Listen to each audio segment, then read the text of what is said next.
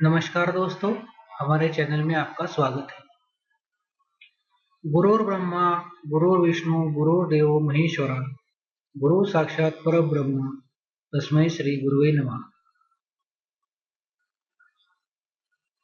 यह वीडियो मेरे गुरुदेव योगी मंगलनाथ जी और मेरे मित्र श्री विक्रांत नाथ जी के गुरुदेव सिद्ध रखाराम जी के चरणों में समर्पित है। नोट: इस वीडियो में दिखाई गई इंफॉर्मेशन मुझे मेरे गुरुदेव और मेरे मित्र श्री विक्रांत नाथ जी से प्राप्त हुई है। नाथपंथ और शाबरी विद्या क्या है? संक्षिप्त परिचय। सतनमो आदेश, गुरुजी को आदेश। जनसामान्य का मानना है कि नाथ संप्रदाय का जन्म 7वीं शताब्दी के आसपास हुआ है। यह बात एकदम झूठ है। नाथ संप्रदाय तो सतयुग से चला आ रहा है।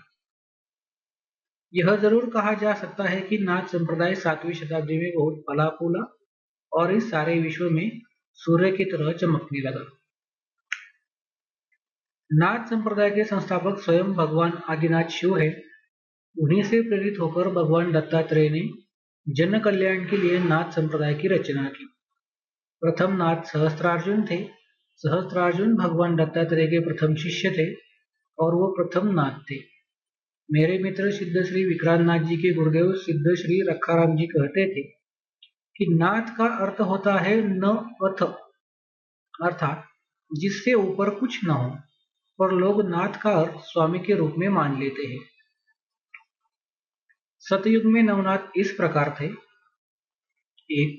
आदिनाथ, 2. दत्तात्रेय, 3. सहस्त्रार्जुन, 4. देवदत्त, 5. जड़भरत, 6.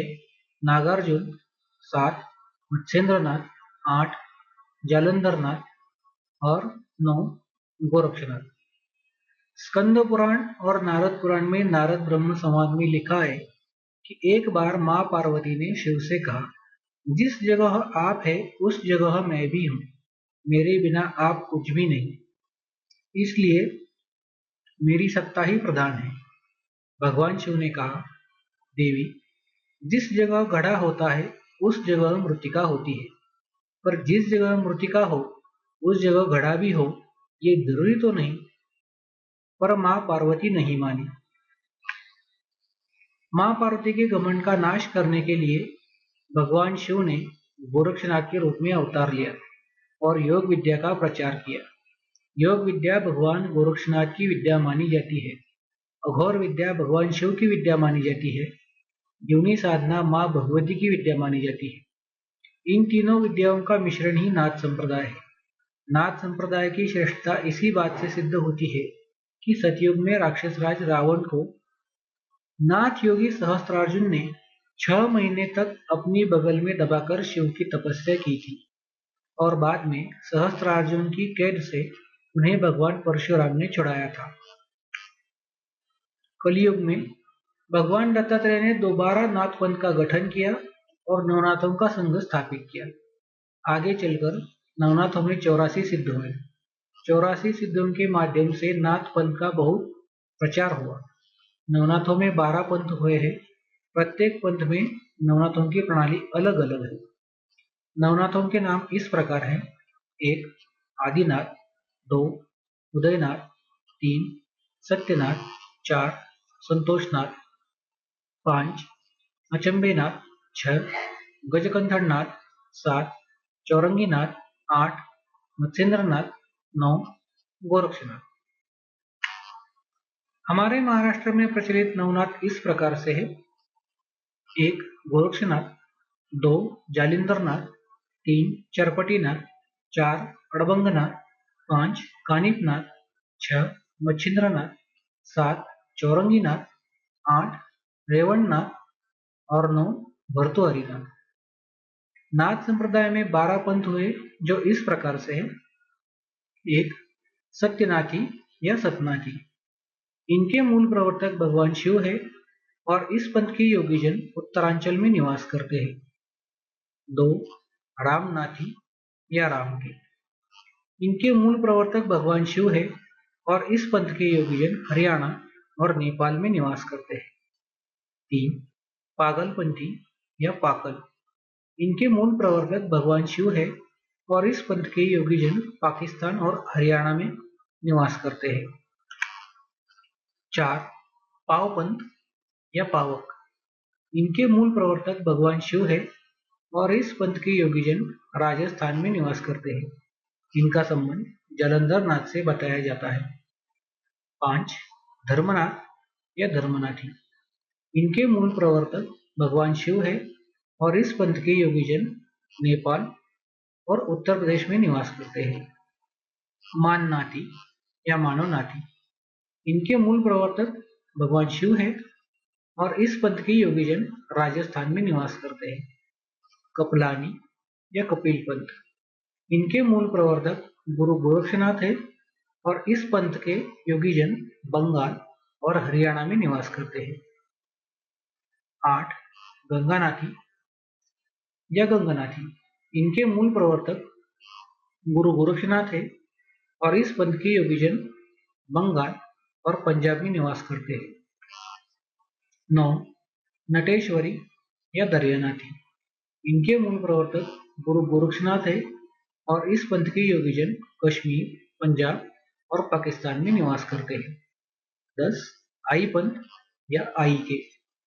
इनके मूल प्रवर्तक गुरु गोरक्षनाथ है और इस पंथ के योगीजन बंगाल, हरियाणा और पंजाब में निवास करते हैं। 11. वैराग पंथ या भर्तृहरि वैराग। इनके मूल प्रवर्तक गुरु गोरक्षनाथ है और इस पंथ का संबंध योगी भर्तृहरि जी के साथ बताया जाता है।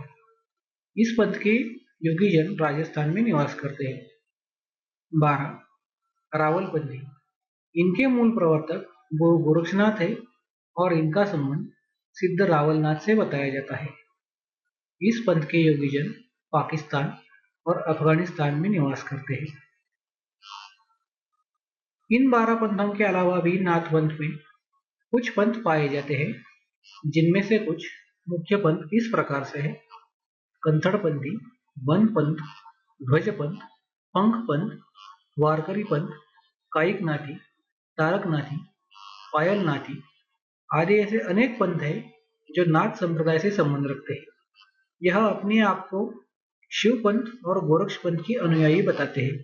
वास्तव में यह पंथ 12 पंथों के उपपंथ है, जिनमें ओघड़, सेवड़ा और कुछ सूफी पंथ भी है, जिनका प्रसार मुस्लिम युगों में हुआ है। नाथ पंथ मांस मदिरा का विरोध करता है, पर कुछ अघोर संत है जो मांस मदिरा का प्रयोग करते हैं, जो अघोर संतों के लिए वर्जित नहीं है, क्योंकि वे स्वयं शिव का स्वरूप है और पाप पुण्य से ऊपर उठ जाते हैं। इस प्रकार गुरु शिष्य परंपरा से अनेक पंथ बन गए हैं। कुछ पंथ लुप्त हुए और कुछ प्रकट है। नाथ पंथ में कुछ योगी गृहस्थ होते हैं और कुछ ब्रह्मचारी रहते हैं। अतः नाथ पंथ का पूरा विवरण मां सरस्वती के लेखन से भी परे की बात है। 12 पंथों में आई पंथ को श्रेष्ठ माना गया है और सिखों के धार्मिक ग्रंथ गुरु ग्रंथ साहिब जी के जपोजी साहिब में भी आई पंथ की प्रशंसा की गई है और 12 पंथों में श्रेष्ठ माना गया है। जपोजी साहिब में लिखा है, मुंदा संतोख सरमपट झोली ध्यान की करे विभू, किंठा काल कुआरी काया जुगत धंधा प्रतीत, आई पंथी सगल जमाती मन जीते जगजीत, आदेश तीसरे आदेश, आद अनिल अनाद अनाहद जुग जुग इको बेस। अब बात करते हैं शाबर मंत्रों की। हर कोई संस्कृत मंत्रों का उच्चारण ठीक तरह से नहीं कर पाता और संस्कृत मंत्रों को सिद्ध करते वक्त बहुत सारे कठोर नियमों का पालन करना होता है। इस बात को ध्यान में रखते हुए जन कल्याण हेतु नवनाथ और 84 सिद्धों द्वारा आम बोलचाल की भाषाओं में शाबर मंत्रों का निर्माण किया गया। ये मंत्र लगभग सभी भाषाओं में पाए जाते हैं। शाबर मंत्रों को किसी भी जाति या धर्म के स्त्री पुरुष गुरुदेव की कृपा से बड़ी आसानी से सिद्ध कर सकते हैं। दोस्तों, अगर आपको ये वीडियो पसंद आया हो तो कृपया लाइक, कमेंट, सब्सक्राइब और अपने दोस्तों के साथ शेयर करना ना भूलिएगा। ईश्वर आप सब पर अपनी कृपा दृष्टि बनाए रखे। धन्यवाद।